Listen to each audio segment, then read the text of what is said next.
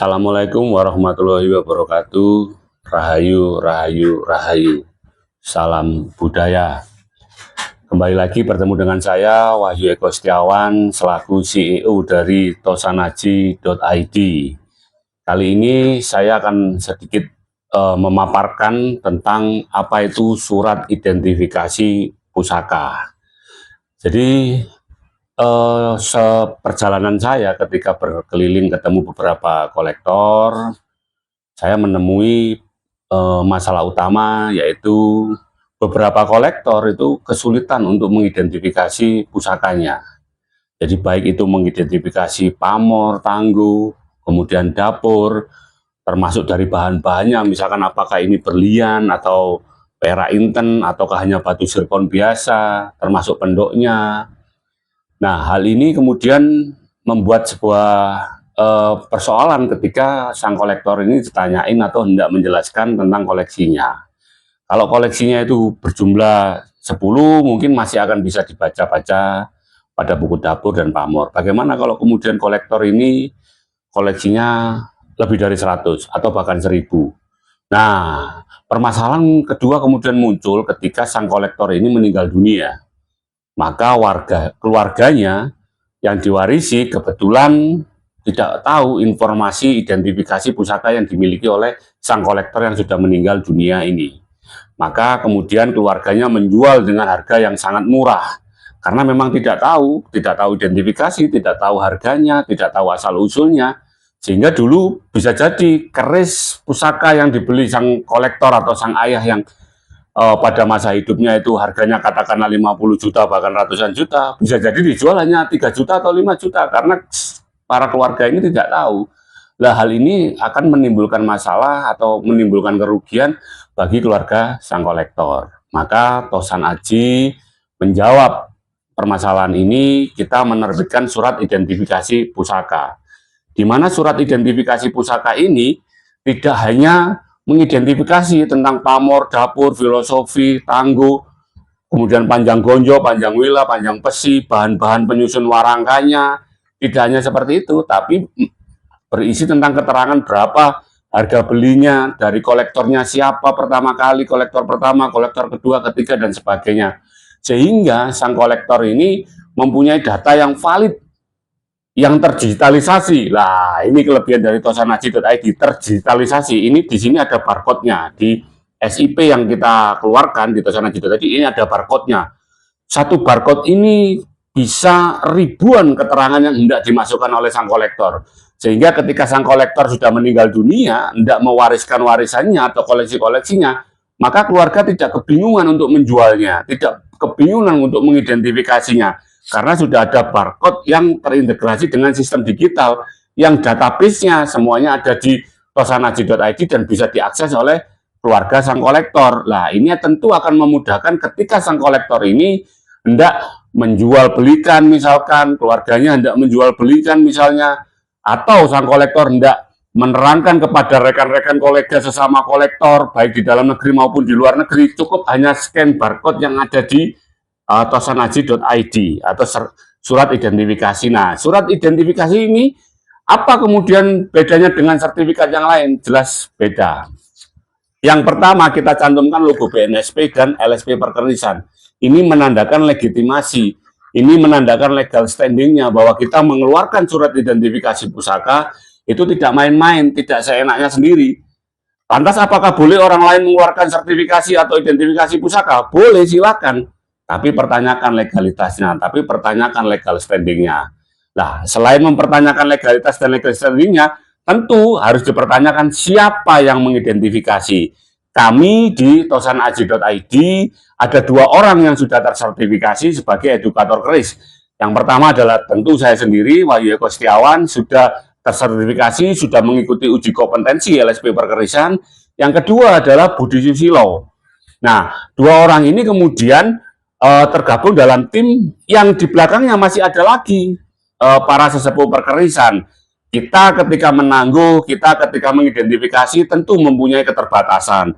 Contoh, misalkan ketika saya tidak mengetahui tentang keris Lombok, maka saya akan bertanya kepada para sesepuh atau kepada para pelestari di Lombok tentang keris, keterangan identifikasi keris yang dimiliki oleh kolektor. Nah, kolektor misalkan dia beli senang barang Pasundan misalkan.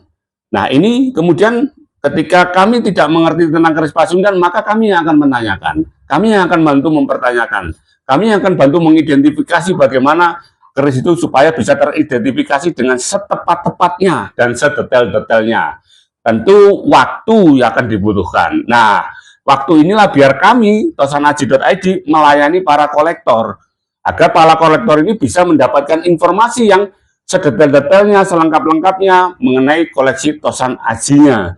Karena seperti yang kita ketahui, saya belum menemui satu orang yang paham tentang seluruh Tosan Aji yang ada di Nusantara. Ada orang tertentu yang paham tentang keris-keris Jawa misalkan. Ada orang yang paham tentang keris-keris Sulawesi atau Bugis. Ada keris-keris Melayu misalkan yang paham keris-keris Melayu. Ada yang paham keris Bali Lombok.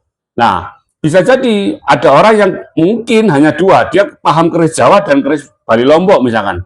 Khusus keris-keris Bugis mungkin kurang tahu tentang rician, namanya, dapurnya, dan sebagainya. Nah, hal inilah yang kemudian tim Tosan Aji membangun sebuah tim berjejaring dari Sabang sampai Merauke untuk bisa bersama-sama mengidentifikasi secara fair.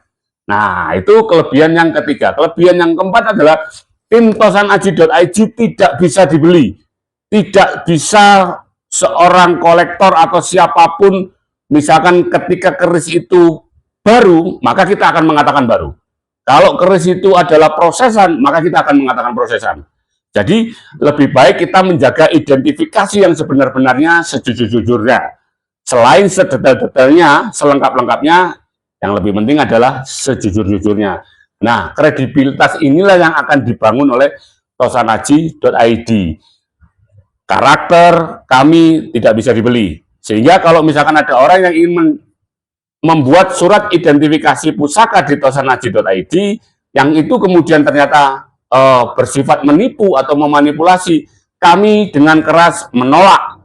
Kami tidak mau disetir, kami tidak mau dibayar hanya demi untuk melegitimasi kesalahan atau manipulasi. Kami lebih baik tidak menerima uang daripada dari identifikasi pusaka yang pesanannya itu memblondrok atau membohongi orang lain atau memanipulasi. Tidak, kami tidak mau. Kami ingin mengidentifikasi pusaka dengan sebenar-benarnya.